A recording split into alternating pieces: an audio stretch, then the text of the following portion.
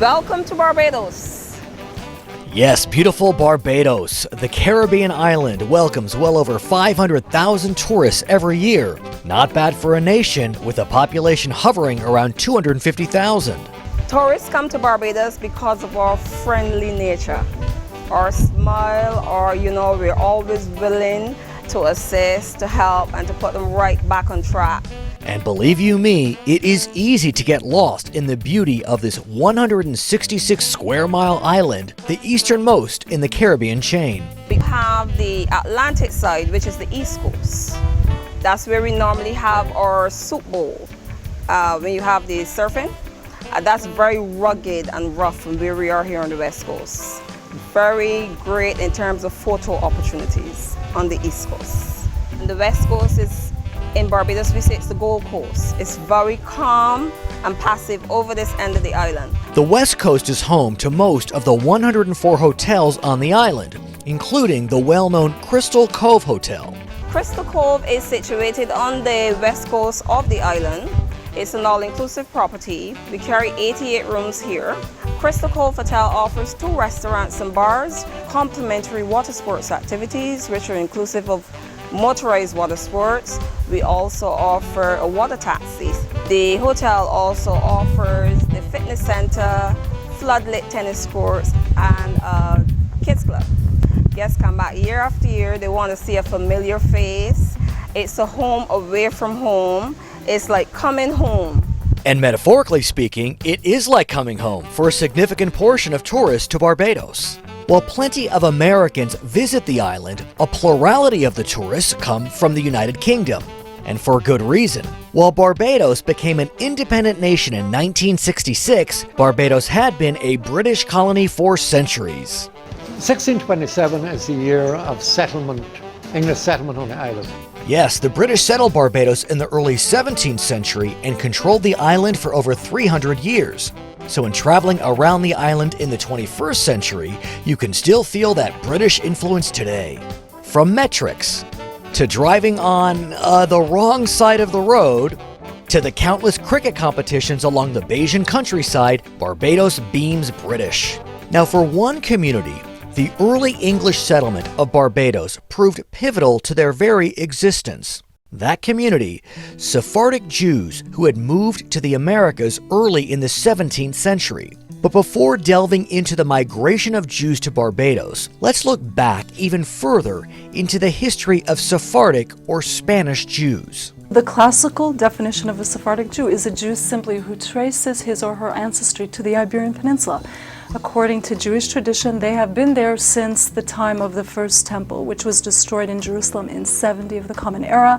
But there's another Jewish legend that has them settling there even before that, Really? in 586, before the Common Era. And probably most likely because they did not want to have anything to do with the crucifixion of Jesus Christ, 33 CE. And the first several centuries of the last millennium had been considered a golden age for the Sephardic Jewish community living throughout Spain and Portugal on the Iberian Peninsula. If you go to some of the early literature written about the Sephardim in the Iberian Peninsula, you see where they're referred to as the aristocracy of the Jewish world. They were often courtiers among the Spanish monarchs. Also, remember that in the 12th, 13th, and the early 14th century, much of Spain was also Islamic. So under the Moorish caliphates, you had Sephardic Jews who were in senior positions in the caliphates. So there was a period of efflorescence in various fields: architecture, science, philosophy, linguistics. There was interaction between the 3 monotheistic faiths, Christianity, Judaism, and Islam. The Jewish world, the heart of the Jewish world, the intellectual, cultural, artistic world was in Spain. In fact, one of the greatest Jewish minds of all time lived in Sephardic Spain.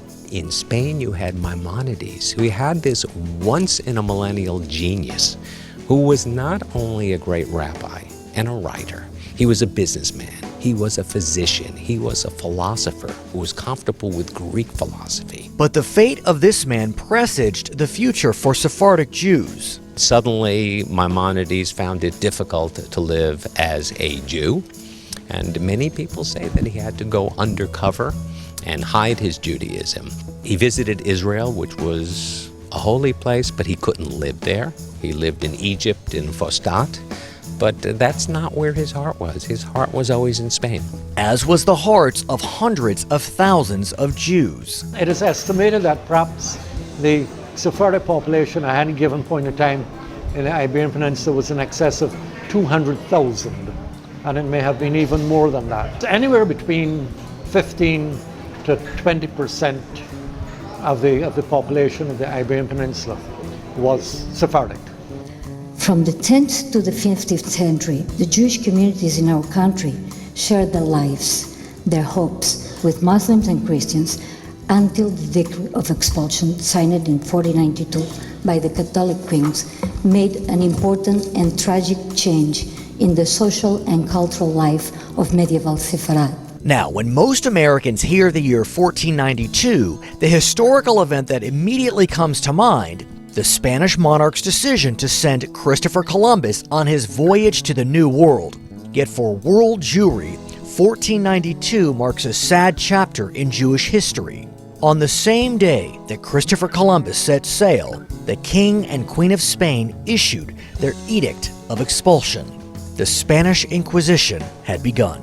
So 1492 is a pivotal year. Of course, it's the expulsion of the Jews after a series of attempts to integrate the Jews into the community by, in 1391, forcibly converting hundreds of thousands of them.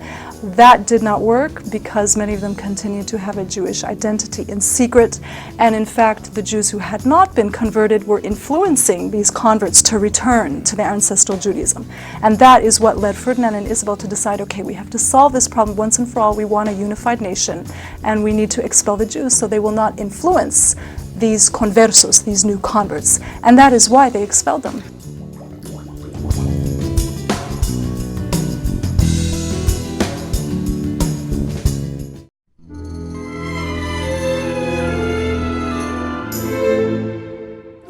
For Jews, they were presented with impossible choices. You either had to abandon the faith of your fathers and convert to Christianity, or you had to practice Judaism in secret, become a crypto-Jew or a Marrano, or you had to leave the country that you were living in and seek exile elsewhere. If you were a crypto-Jew, and on the surface in your everyday life, you appeared to be following Christian theology, but in your home privately, you retained the religion of your fathers and you practiced Judaism, and you were discovered, you would then face torture and almost certain death, and sometimes that death could be very horrific, where in what was called an auto da fe, people were actually tied to a stake, sometimes whole families were tied to stake and burnt to death. Perhaps about half of them went over to Portugal, and then there was a mass conversion in 1497. And Portugal's Sephardic community, even before the flood of Spanish Jews arrived, made up a vibrant part of Portuguese society, totaling 10% of the overall population, or about 150,000 people. Those members of the Sephardic community that were expelled from the Iberian Peninsula either made homes in North African towns and cities, or in the Levant, as far across as Turkey, or they made their way to northwestern Europe, where a large number settled in what we know of as Holland today, which originally was called the Low Countries, and would have settled in cities like Amsterdam. Amsterdam had the major Sephardic community of northwestern Europe. And then from Amsterdam, of course, once the Dutch conquered the northeastern tip of Brazil, which was held by Portugal, but which, because of the union of the Spanish and Portuguese thrones, had then become part of the Spanish Empire under Charles V. Then you had a Dutch community being set up in Recife, in Brazil, in the what is today the states of Pernambuco and Bahia, which were sugar-producing states. And because the Dutch were tolerant from a point of view of religion, then a Sephardic community established itself in Recife with 2 synagogues and a vibrant community. In fact, when Dutch Prince Maurice issued his edict of religious toleration, New Holland, the Dutch name for their colony in northeast Brazil, became the first legal settlement for Jews anywhere in the New World. And when the Sephardic community in Recife consecrated the Kahal Zur Israel Synagogue in 1636, the temple became the first Jewish congregation in the New World. And some historians estimate that at its peak, Dutch Brazil had a larger Jewish population per capita than even Amsterdam, with the Jews of Recife comprising 35% of the white population. But the Dutch adventures in Brazil during the 1600s did not last long. By the late 1640s, the Portuguese were fighting a battle of reconquest aimed at driving the Dutch out of Brazil. And of course, this was achieved. And the Sephardic communities then were faced with the dreadful choice of would they remain in Brazil? And if so, under what conditions would they remain in Brazil? Would they once again become crypto-Jews? Would they become Christian? Would they become subject to the Inquisition and the Ordre da Fé? Or would they leave and go back to Amsterdam or other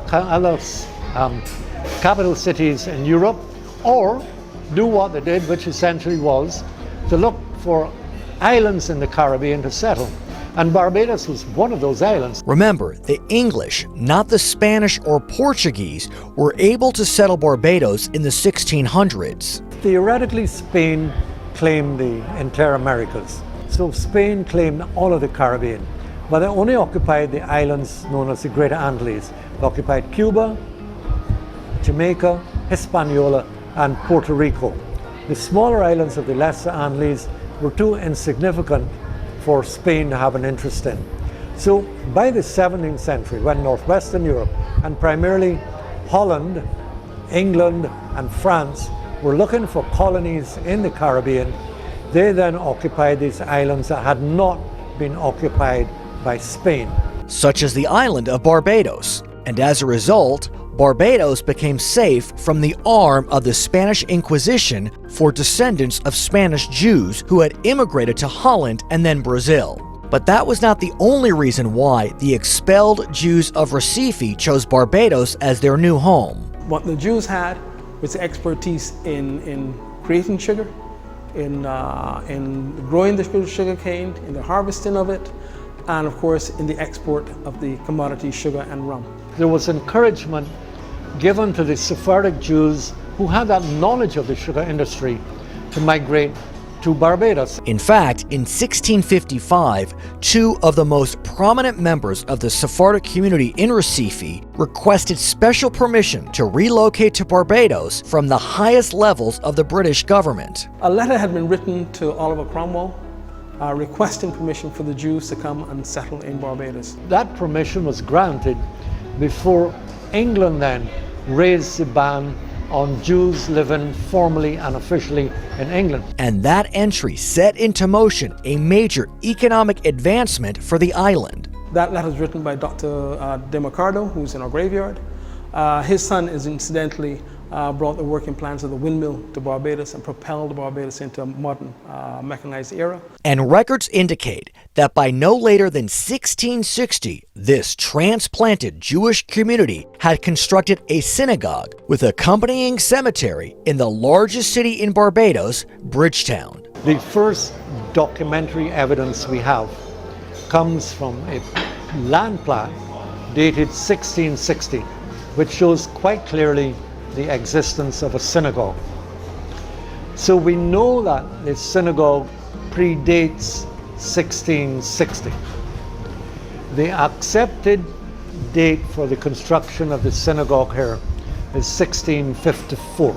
The first known Jewish burial, the first tombstone, dates from 1658. There could very well be earlier burials. And the community recently uncovered something likely older than even the 1650s era synagogue and cemetery, which we will discuss later on in the program. We'll be right back.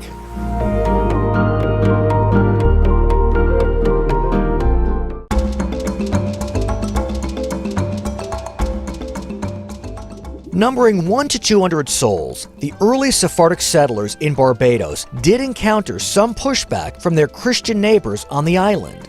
Jews were not given equal rights for the whole of the 1600s, primarily because there was great suspicion. And in fact, a man called Haynes wrote a polemic that was published in London, accusing the Jewish merchants of Barbados of underhand dealings. And the local House Assembly, which was composed largely of planters, actually passed legislation which restricted Jewish families in Bridgetown from owning more than one slave per household. But that edict was very quickly rescinded, and in less than 30 years it was completely rescinded, and then Jewish families could own any quantum of slaves that they wanted to, if they had the money. Because honestly, they had to face the reality of the situation, and the reality of the situation was that in a slave-owning society, the society functioned largely on the backs of the enslaved population, and it was, impractical to deny a segment of the free population the right to own slaves. And not surprisingly, In Barbados, the Jewish, not necessarily slave master, but the Jewish male, certainly procreated in Barbados, because we have, for instance, the descendants, and there are... well, we'll get into their descendants later. Now, with the elimination of these barriers, the Jewish community of Barbados thrived. This building, particularly, was built in 1750. As far as we know, it was the Jewish Community School. It's built of hand-cut coral stone. The coral stone itself is millions of years old, so it's literally a fossil building. And that is important because the buildings in Barbados of that era were usually built with coral stone, and the beauty of it is that it is similar to Jerusalem stone. You start with the arrival of nuclear families in the 1650s, and the community grows from 1 or 200, so that by the middle of the 18th century, it peaks at anywhere between 700 and 800 members.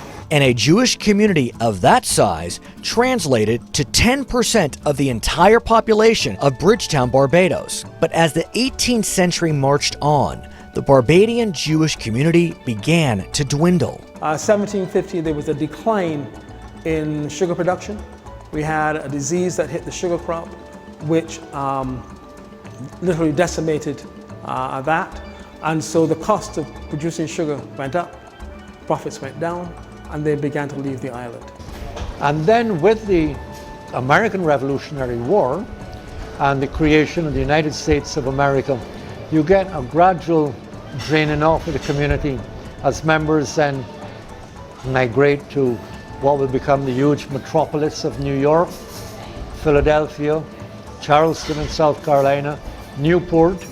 In fact, 15 Sephardic families from Barbados seeded Newport, Rhode Island's Jewish community when they immigrated to the colony. And Newport's Thoreau Synagogue, constructed in 1763, and currently the oldest synagogue still standing in the United States, was made famous when none other than President George Washington wrote to Thoreau in 1790, "For happily the government of the United States gives to bigotry no sanction, to persecution no assistance. May the children of the stock of Abraham who dwell in this land continue to merit and enjoy the goodwill of the other inhabitants." But the migration of the Barbadian Jews to the American colonies drained the community. So within a 75-year period, from 1750 to approximately, say, 1825, you have a mass immigration. Some of them married into Christian families.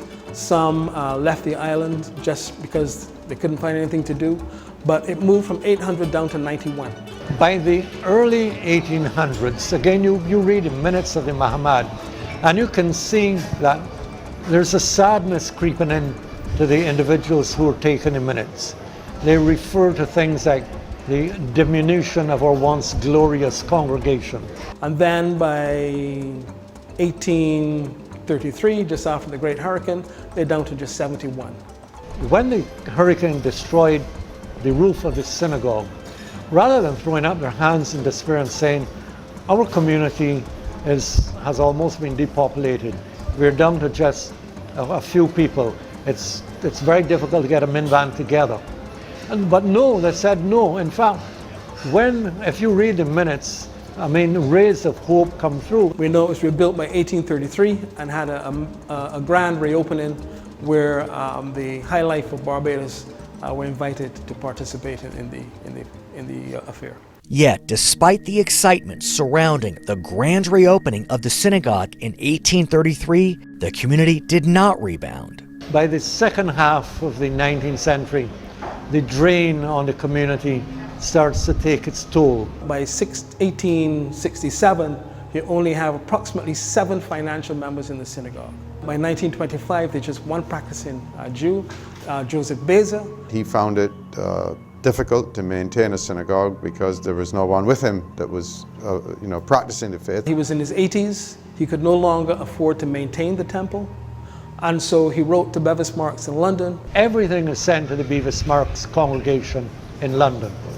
And then the synagogue is sold, but with the proviso that the burial grounds be maintained by whoever purchases the synagogue. But that one proviso, the requirement for the maintenance of the cemetery, allowed the Jewish history of Barbados to be kept alive, actually by a Barbadian lawyer named Eustace Shilstone. He himself was not Jewish, okay, but he had this great interest in preserving the history. So Mr. Shilstone, as a child, being led through the synagogue and being told about all these old Jewish families, he developed an interest in Judaism and an interest in the graveyard.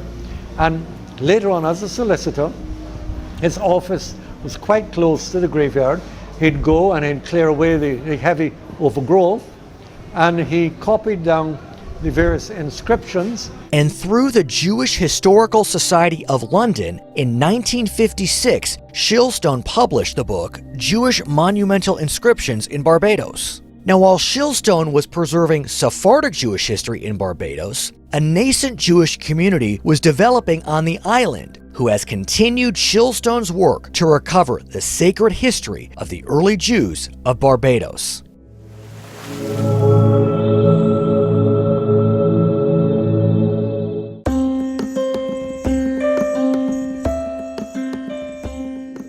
As the original Sephardic community in Barbados died out in the late 1920s, Ashkenazi or Eastern European Jews were sensing the storm clouds on the horizon on the continent. With the rise of fascism in Europe, it became quite clear to some Jewish families looking down the line that the medieval pogroms would be nothing compared to what fascism would unleash on the Jewish communities of Europe. So then you had a new wave of Jewish migration to the Caribbean. And in 1931, a Polish Jew from Lublin arrived in Barbados. Moses Altman, my grandfather, came here in 1931. And he came here initially because he was traveling to South America and the ship that he was on stopped in Barbados. He knew that Barbados offered him an opportunity to get a British passport, and he felt that with such a passport he could then go to England, he could go to the United States or elsewhere. In 1932 he brought his children here, 5 children and his wife, and one of them of course is my father, the eldest of those 5 children. And once they came here, they began to feel that this was not a bad place to stay. Soon after, he brought his immediate family. He brought over cousins and friends, and each one of them brought more of their connections. And within 10 years, they had approximately 40 families that came from various parts of Europe, mainly Poland, that settled in Barbados. And consider the ramifications to Moses and his descendants if he had not moved his family from Lublin, where the Nazis built and operated the Majdanek concentration camp. In the coldest terms, out of Lublin's 42,000 Jews who had made up over 1/3 of that city's population, no more than 300 survived the Holocaust. Put differently, consider the fate of Paul Altman's mother's family, who also hailed from Poland. My mother, unlike my father, came from a family of means, and they lived in Warsaw. and she was studying in London. And there weren't many people at that time that could have afforded to do that. Her family were fortunate. She had a twin sister who was a lawyer in Warsaw. She had another sister. They were all well off and didn't sense that they were in any way threatened. As a result of that, she was the only surviving member of her family. And the Altmans and those early Ashkenazi families tried not to look back and worked to build their lives on the island of Barbados. They came here and they didn't have much other than themselves, and their strength and ability and enthusiasm to play a role and to become very much a part of this Barbadian community. And this burgeoning Jewish community sought a congregation for worship, given that the Sephardic Ninche Israel Sanctuary had been sold in the 1920s. In my youth, it was a place of business offices. The Barbados Turf Club actually had their offices in the synagogue, and the top floor had been closed in, and it had been altered considerably. And the first place that was used for worship was my grandfather's house, which my father built, and the house was called Maccabee. And Maccabee, they had a special room that they used for religious services. And that's where I was bar mitzvahed, at Maccabee. Soon after my bar mitzvah, they bought a property which we still own today, and the property was a small house in Rockdinier Road that was converted and used as a place of worship. And that is known as True Blue. Now, the Ashkenazi Jewish community of Barbados may have remained satisfied with True Blue, but a land use proposal by the Barbadian government around 1980 created an opportunity the community could not pass up. The government of the day wanted to destroy the temple, dig the graves out, and put the Supreme Courts here. And they were then wanting to encroach on the graveyard, and my father said that there was no way that anyone was going to touch a grave in order to make way for a Supreme Court building. And my wife and I then took the bit, so to speak, and we went and did research. We found the original photographs of the synagogue, showing it in its glory. We found those in the Shulston Library in the Barbados Museum. And I rushed with those, literally rushed to the Prime Minister, who gave me a lot of time. Tom Adams, who was Prime Minister. And when I went to Tom Adams and took those photographs and I said to him, "This is what you're destroying," he said, "No way, we're not going to destroy that building. In fact, if you can find the money to restore it, we will hand it to you and allow that restoration to take place." I think we raised more than $1 million. Actual restoration of everything in there so that it looked like the original was based on black and white photographs taken in the middle 1800s. But raising the funds to renovate the synagogue only did just that, renovate the synagogue. The synagogue had to be filled with the precious artifacts that had once adorned this building. That task proved quite a challenge. At times, the results were not as hoped. When we discovered that the original chandeliers from Barbados were at the Winterthur Museum in Delaware, and we tried to get them to give us back the original chandeliers, and they wouldn't. I called a Mr. Shapiro, who was at that time the chief executive of DuPont. We would have replicas made. And you can have the replicas and we can keep the originals. You can send the originals back to us. And they said, "We have a better idea. We will keep the originals. You can have the replicas." So we have replicas. When I was doing the restoration, I got in touch with Bevis Marks and I said, "Look, can you help us?" Bevis Marks said, after they checked, they said, "We would love to, but really it's a different community. We were Sephardic, you are Ashkenazi." So for the first time, Paul Altman discovered that among Jews, you had people who could differentiate and say, "We are one and you're the other." They wouldn't give us anything back. I was told of a very sad story recently by a descendant of one of these Jewish families. His great aunt had boxes and boxes of items that she'd kept in her house. And when she died, her descendants, not knowing anything of the importance of these items and not interested in them, simply put them by the roadside and they disappeared.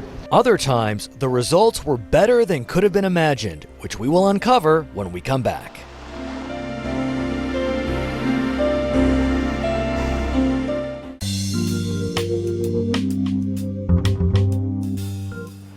The new Jewish community in Barbados remained undeterred in their quest to recover some of the synagogue's historical artifacts. The story starts with Lady Carter. She was the wife of a British governor who remained in Barbados after he had died. And they bought a property near where Government House is, which is called Ilara Court. When we were restoring the synagogue, the Prime Minister at the time was Sir Bernard St. John, and he again lived at Ilara Court with his wife Stella, Lady Stella, and they knew that these 10 commandments were from the synagogue, and she called me up, and Stella, and said to me, because I knew them, and Stella said, "Paul, look, you can come and collect these 10 commandments and put them back where they belong." And it didn't take me long to go and collect them. These were candelabra type lights because there was no electricity in the original days. And those were owned by a Barbadian family who were no longer Jewish. And the family were in the process of moving away from Barbados. And I heard that they had these candlesticks, and asked them if they would sell them and give them back, and they said absolutely no way. And I tried, and I finally gave up, and a few days later had a call from someone who knew me and had heard that I was trying to get these things back. And when I said that they were wasting their time, they said, "You leave it to me." Within an hour they called me and said, "Go and pick them up."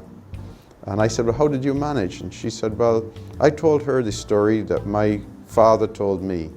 And that story was that when I was a child, my father took me to the synagogue when it was being emptied, it was sold, and the artifacts were being removed. And he said, if you ever have a chance to do something for this synagogue, you must do it." And she said, once I told her about that story that my father told me when I was a child, she kind of broke down and said, "Look, come and take them."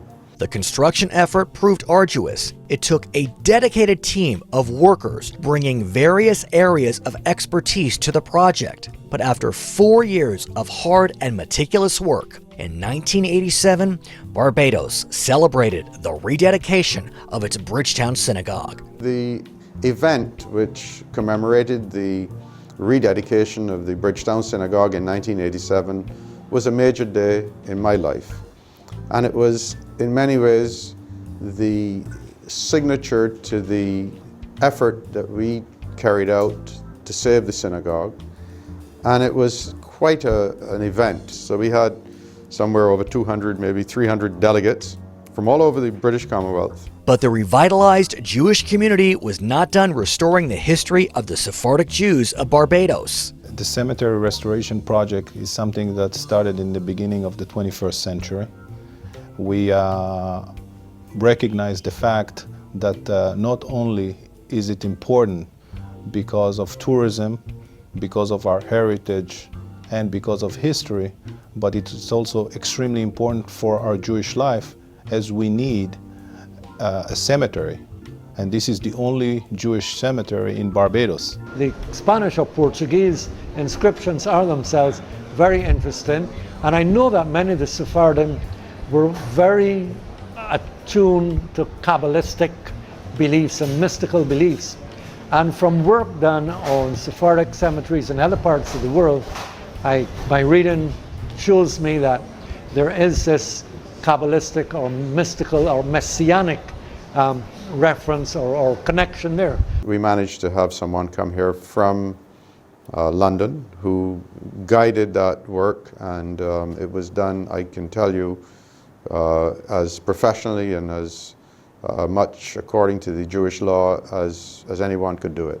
And speaking of London, finally, when I was restoring the graveyard, I went back at Bevis Marks and I said, okay, the graveyard and the graves that we are restoring seem to all have Sephardic names. Can you help us? And they said, they broke down, they said, if you're restoring the Sephardic graves, we will help. And what do you think they sent us? They sent us the equivalent of 500 pounds sterling.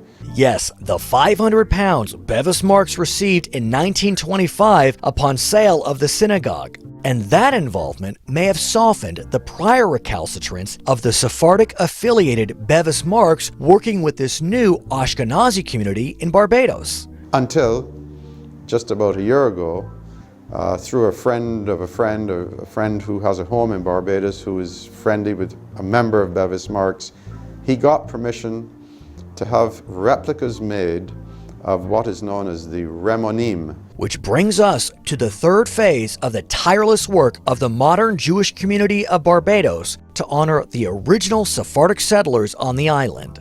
The museum was led with the initiative of Mr. Paul Altman. We thought also that this is something that we want to give back to Barbados. We thought that we're part of Barbados. The Jews were from the first settlers to Barbados. And I think by establishing a museum, not only are we proudly showcasing the Jewish life, but showcasing the importance of the history of the Jews and their contribution to Barbados. Every time I have a visitor that I take and I do a tour of the synagogue, I have to tell them a story. And I'm not going to be here forever to tell them that story. So why don't I do something that tells that story so that they can find it out without me being here? And so the museum opened in 2008, and inside artifacts from the 350 years of Jewish life in Barbados, dating back to the earliest settlement in the early 1600s. The kippah we have here is known, it was a gift to Paul Altman for the museum. It is approximately 200 years old, and it is one of the oldest kippahs, if not the oldest kippah that we have right now. The bench itself, that was sold in 1925 and was given to the Barbados Museum, and as obviously for display, as a memento of the synagogue. And it was returned by the generosity of the Barbados Museum to us for display here. The artifacts you see in floor are really items that were thrown over the wall, discarded, and so on over the centuries. From as early as the early mid-1600s to as late as the early 1900s. I have always felt that this was a special place, especially for kids. They need to learn the importance of the influence that the Jews had on Barbados. You know, there were over 300 that came as the first colony in the 17th century, and they were important for the development of the sugar cane, which became one of our main crops. So I thought they ought to do it, you know, not only to connect through the sugarcane aspect, but to see another culture. I think the museum, I think it's well done. I think it's wonderful. You can actually feel life. Now, while the museum was under construction, the grounds in front of the synagogue were excavated to uncover what they thought would be the rabbinical home. Never did Dr. Watson and his team dream what they would actually uncover.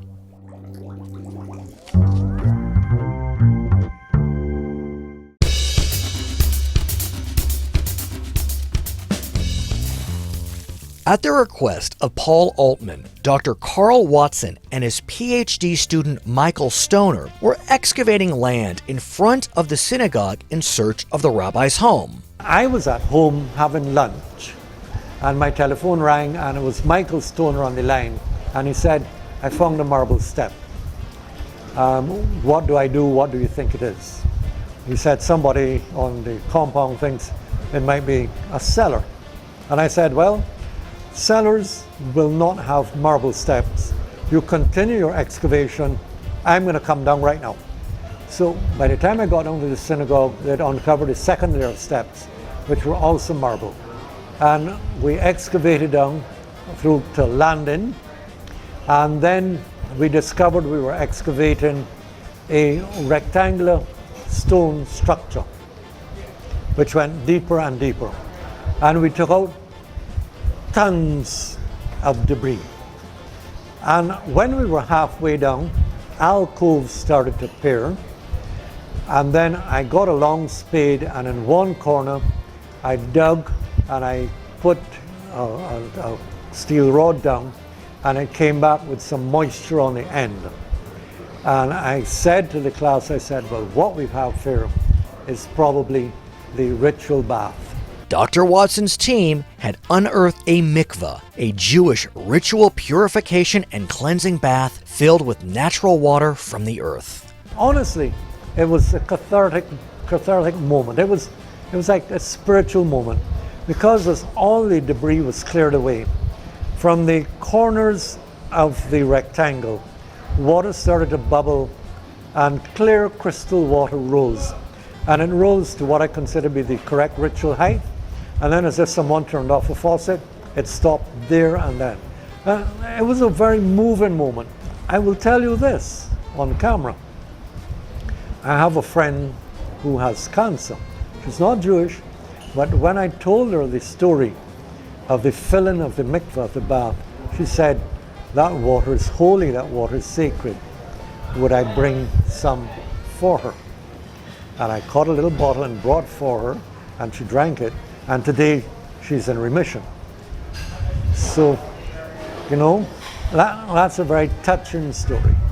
I remember the day that Mr. Paul Altman called me, and we always joke on the phone because of this or that, and he told me that we found a mikveh. I thought he was joking with me.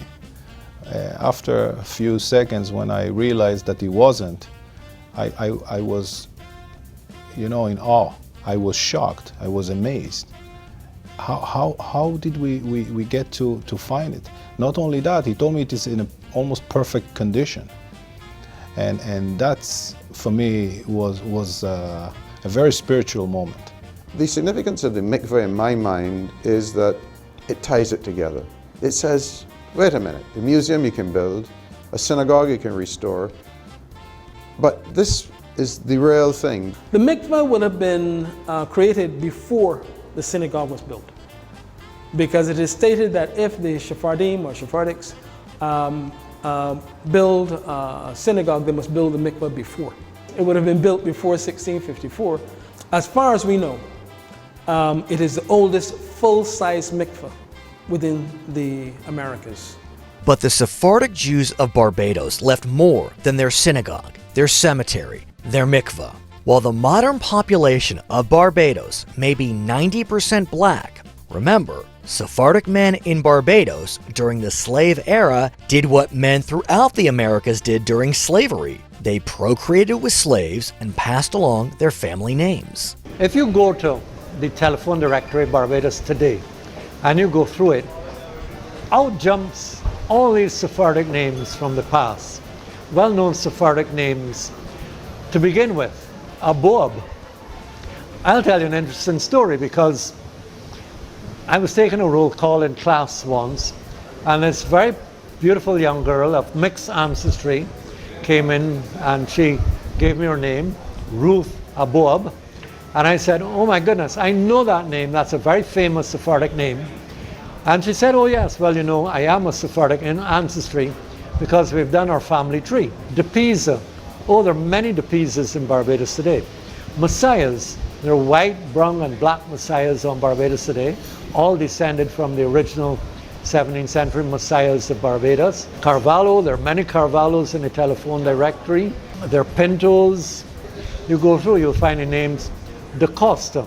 Yes, Da Costa, one of the most well-known brand names in Barbados, operating both Da Costa's Mall and Da Costa Manning's appliance, electronics, and furniture store. And none other than the first Prime Minister of Barbados traces his ancestry to Sephardic Jews. Errol Barrow, who was our first Prime Minister, claimed that he had Jewish ancestry. And he didn't only claim that, he knew that.